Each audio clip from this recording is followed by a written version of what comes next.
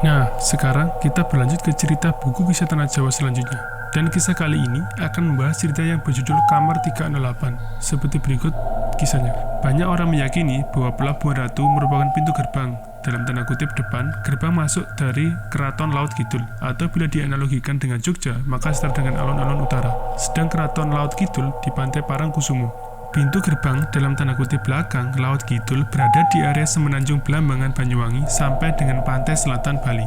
Hal tersebut berkaitan dengan pembangunan Hotel Samudra Beach serta keberadaan Kamar 308 di hotel tersebut. Kamar 308 merupakan wujud penghormatan kepada Kanjeng Ibu Ratu Kidul serta tempat untuk dalam tanda kutip sowan atau melakukan lelaku menemui beliau. Menurut sejarah, Hotel Samudra Beach dibangun atas inisiatif dari Presiden Soekarno untuk mendirikan tempat peristirahatan di pantai Pelabuhan Ratu. Mulai dibangun tahun 1962 dan selesai di akhir tahun 1965.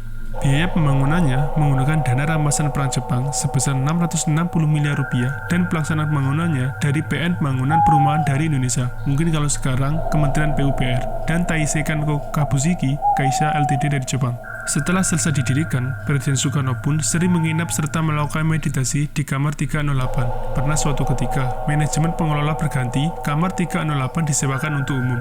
Tapi yang terjadi, tamu hotel menginap di kamar itu mengalami gangguan mistis, seperti kesurupan ataupun melihat penampakan gaib di luar nalar manusia.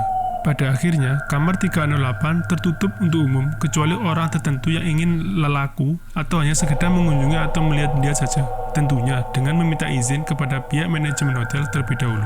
Kamar 308 ditata dengan dekorasi yang berbeda dengan kamar lainnya. Berbagai benda yang berkaitan dengan Kanjeng Ibu Ratu Nyi Roro Kidul diletakkan di kamar ini.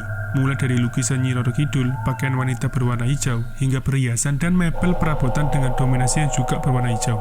Bahkan spray, sarung, bantal, guling, kelambu semua dibalut dengan warna hijau, yang merupakan warna kenegaraan atau favorit dari Keraton Laut Kidul. Selain itu, ada bendera merah putih yang besar diletakkan bersebelahan dengan tempat dupa atau hiu.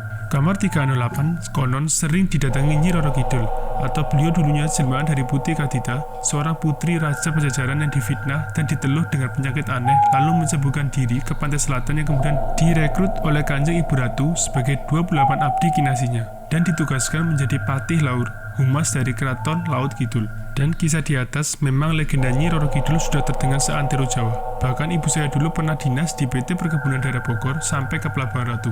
Beliau juga menceritakan pada saya waktu kecil tentang kamar itu, yang kebetulan temannya pernah kesurupan karena mencoba mengintip ke dalam kamar 308 tersebut. Jika kawan-kawan punya pengalaman di sekitar Pelabuhan Ratu, tulis di kolom komentar di bawah ya.